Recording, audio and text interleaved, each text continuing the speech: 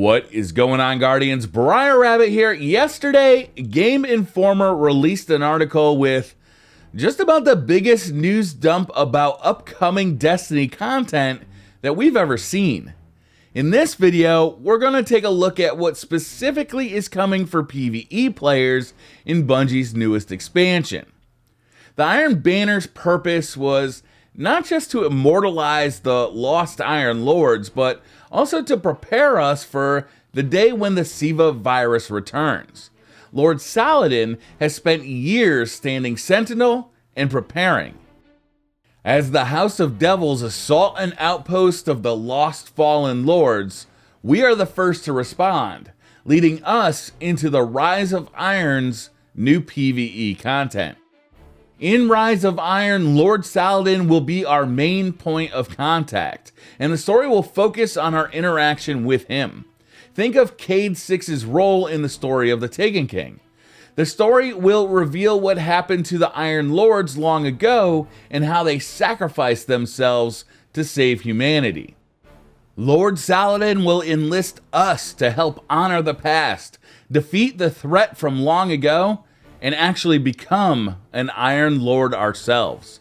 To achieve this, players will have to complete a 5-mission campaign, clear the Fallen and take back a new social space, Fellwinter Peak, explore a new patrol zone on Earth called the Plaguelands, defeat the Devil Splicers, Destiny's new enemy, clear out the Archon Forge, blast our way through 1 new and 2 reimagined strikes, and finally enter Destiny's newest raid, Wrath of the Machine.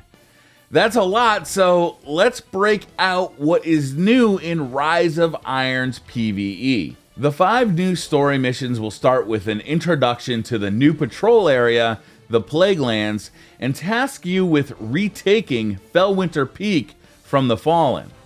Once Fellwinter Peak has been cleared, it becomes a new social space, complete with new vendors and quest givers like Tyra Karn and Cade's trusted scout, Shiro 4. Bungie says there are even some secrets to be found. There is a whole portion of Fellwinter Peak that is normally locked except during special events.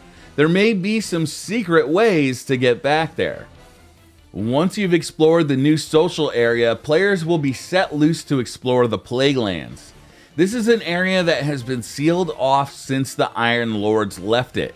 No one has been here in many years. Now, the Fallen are back here and you're rediscovering the space as it's being overrun. The Plaguelands have huge vistas that have been infected by the Siva virus and fallen Splicers. Certain aspects like a huge tanker ship split in half will be reminiscent of previously explored areas in the Cosmodrome, but new sights and wonders await as well. Taken Splicers that have used the Siva virus to mutate themselves will be the new threat that we face down in Rise of Iron. These Fallen have new tactics and new weapons at their disposal, and while certainly identifiable as Fallen, their appearance has been corrupted by Siva. Dregs with peg legs, captains with mechanical arms, even a fallen walker has been retrofit. This new perfected walker glows with red energy and summons additional Siva clusters to litter the ground. The Plaguelands are also home to the new Splicer machine priests, who you will need to track down on quarantine missions. Track him down and kill him before he completes his dark ritual. If you do kill him, you will be overrun by an army of angry Splicers. Luckily, there will be a new relic type of weapon to use, the Flaming Axe. Available for a limited time, this melee weapon drains ammo when using its heavy attack, but gains it back when using light attacks. If you can keep the ammo above a certain level, it also does double damage. Once you've beaten the story, players will have access to a new activity inside the Plaguelands, the Archon Forge. Deep underneath a fallen fort, the Archon Forge is a wave-based activity that culminates in a boss fight and Forge exclusive loot. Expect a full run to take about 5 minutes and bring friends, or you can fight along other random players. The player will trigger the encounter by using Siva offerings found around the Plaguelands. The rarer the offerings, the higher the difficulty of the fight. There will be one new strike available with the Rise of Iron at launch and 2 newly reworked strikes.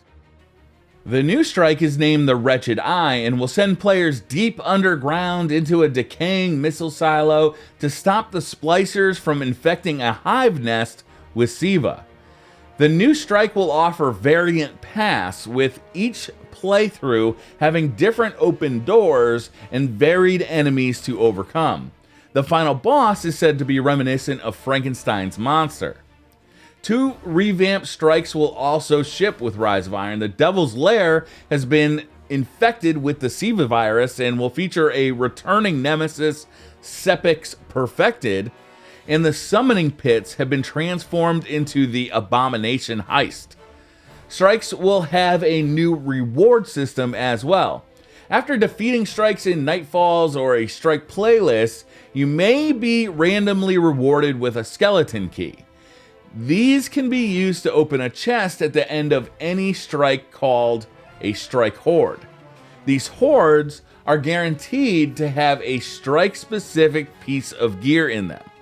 It seems like a more reliable way of acquiring strike-specific loot that was introduced in the Taken King. Of course, the biggest threat you will face in Rise of Iron will be the new raid named Wrath of the Machine.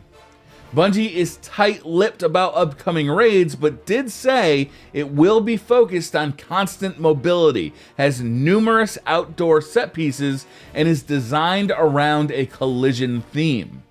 The Wrath of the Machine will launch 3 days after Rise of Iron on September 23rd. So that is some of what PvE players can expect with Rise of Iron, but I suspect not all. With the Taken King, Bungie introduced activities and missions that were locked behind time gates and the completion of challenges. And I suspect we're going to see more of that in the Rise of Iron. And all this was just a small portion of what Bungie has unveiled about Rise of Iron. Check out my previous videos about the changes coming to the Crucible, what role artifacts will play in granting our character brand new abilities, and also look forward to upcoming videos about weapons, armor, and what will be coming to the Destiny after Rise of Iron. Thank you guys very much for watching. Hit that like button if you enjoyed the video, hit subscribe if you're new to the channel, and I'll see you next time.